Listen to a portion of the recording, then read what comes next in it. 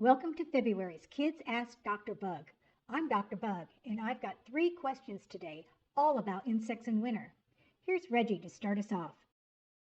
Why don't all insects die in winter? There's a lot to answer in that question. Insect species survive the cold in many of the same ways bigger animals do. We call these survival strategies. Insects might be at the end of their life cycle. They may migrate. They may avoid the cold by finding shelters, or they might even do a sort of hibernation. Even though I'm wearing my coat outside on this cold day, my body's working hard to keep my body temperature around 97 degrees. I am, like wildlife animals, warm-blooded.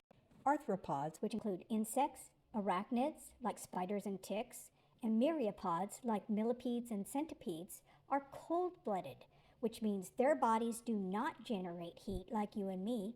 Their body temperature is basically the same as their surroundings. Which brings us to a question from Joni. Why aren't there as many insects out when it's cold?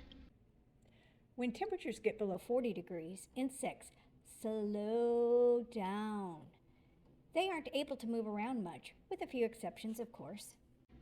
This cold weather slowdown is exactly why we don't see many insects flying once the cool weather sets in.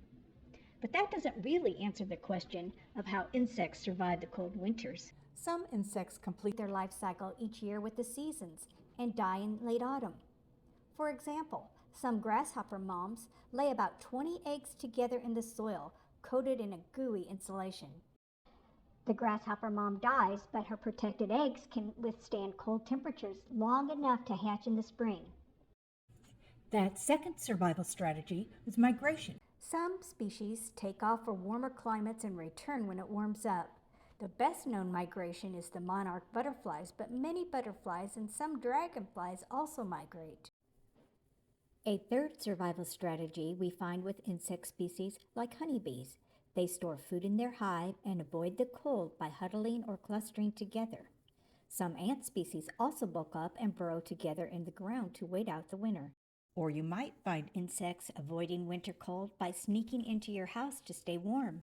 Finally, we find our fourth survival strategy with species that survive like a bear hibernates. When the days begin to shorten, nights get cooler, these insects are triggered to pause their normal life. This hibernation of sorts is called diapause. They overwinter in protected places as eggs, nymphs, larvae, pupae, or adults. The protected places might be in the ground, under leaf litter, under a tree bark, or in your house, depending on the insect and how they have evolved to live in the environment. Remember our grasshopper eggs laid in the soil by the grasshopper mom? That is an example of the eggs in diapause until spring, when they hatch and start the next stage of their life cycle. A handful of insect species have bodies with the ability to produce antifreeze proteins in the form of glycerol. This prevents ice crystals from forming in their bodies while they pause. Their bodies are able to freeze with the cold and thaw as it warms up, and they're able to crawl away. And our last question is from Nira. Are there any insects that come out when it's cold? Yes, there are a few fascinating insects that thrive in winter. If you could see underwater and ice, you could find nymphs of mayflies, damselflies, and dragonflies eating and growing all winter long. You'd probably have a better chance, though, of finding tiny columbian insects called snow fleas, which are actually springtails and not fleas, and snow flies. So the next time it snows, look carefully for jumping black specks on the white background. When the weather gets chilly and you pull on your coat, remember the winter survival strategies taking place in the wonderful insect world around us. Do you have a question for Dr. Bug? Keep watching, and in just a few seconds I'll show you how you can send your questions to me. Please give me a thumbs up and subscribe to our channel so you do not miss out on our next video. Until March, I'll see you in the garden. Ask Dr. Bug originates from the Kids Ask Dr. Bug column, written by Dr. Tamra Reall, horticultural specialist with the University of Missouri Extension.